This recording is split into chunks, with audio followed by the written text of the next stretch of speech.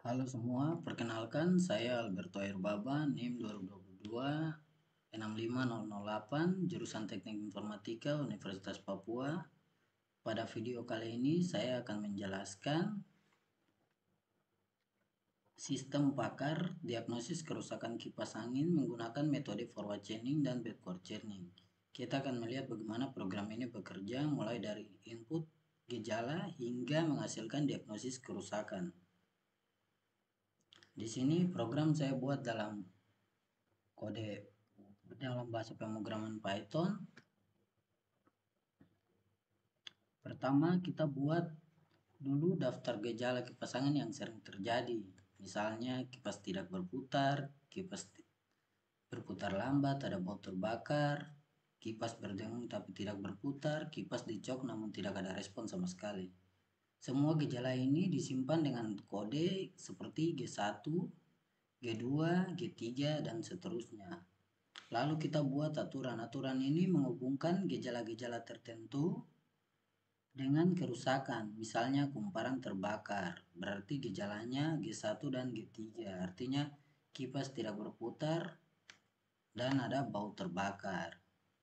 Terus seperti kerusakannya kapasitornya rusak, berarti dia terhubung dengan gejala G2 dan G4.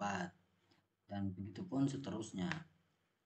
Nah, setelah itu program akan bertanya kepada pengguna satu persatu, apakah kipas tidak berputar, dan seterusnya. Jawabannya ya atau tidak dengan kode Y atau T.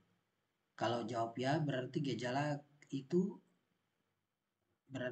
itu terjadi dan akan disimpan. Terakhir, program akan mencocokkan gejala-gejala yang dipilih pengguna dengan aturan yang sudah dibuat.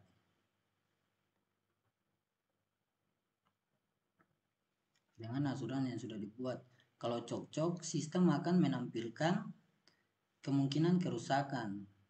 Kalau tidak sama sekali, program akan bilang tidak bisa mendiagnosa. Misalnya di sini kita run.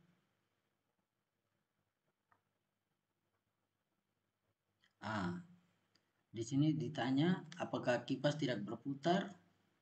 Saya jawab ya.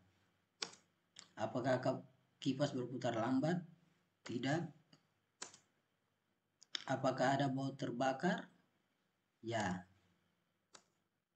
Apakah kipas berdengung tapi tidak berputar? Tidak.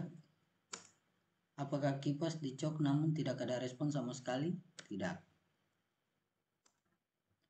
Hasil diagnosa kemungkinan kerusakan kumparan terbakar. Berikutnya saya akan menjelaskan kode bagian backward chaining-nya. Di sini pertama kita akan menyimpan gejala seperti kipas tidak berputar, kipas berputar lambat, dan ada bau terbakar. Gejalanya disimpan dengan kode G1, G2, dan G3.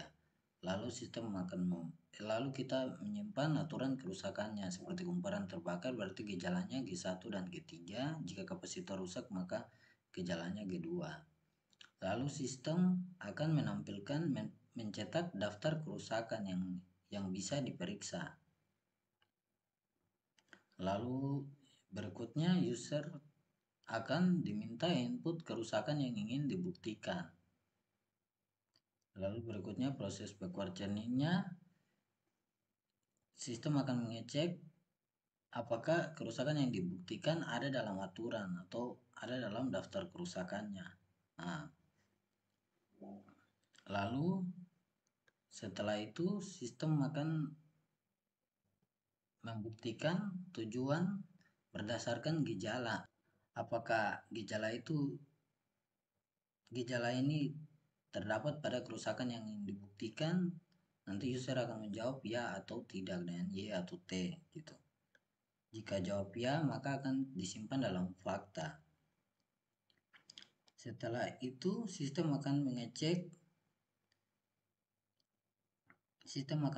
apakah semua gejala pendukung dijawab ya. Kalau semua cocok, maka kerusakan akan dianggap terbukti. Jika tidak, maka kerusakan tidak akan terbukti. Contohnya di sini kita run. Nah, di sini sistem meminta input daftar kerusakan yang ingin diperiksa. Misalnya kumparan terbakar.